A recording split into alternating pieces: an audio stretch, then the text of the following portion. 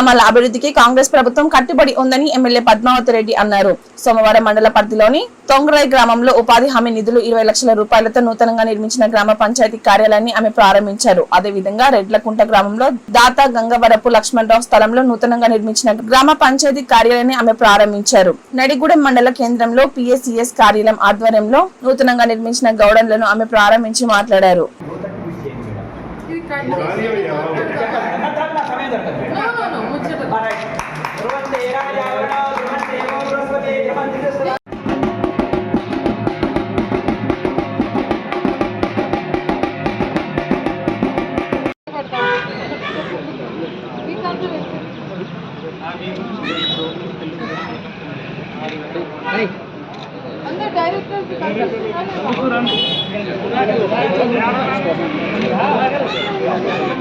గొడవపడమాకండి రండి.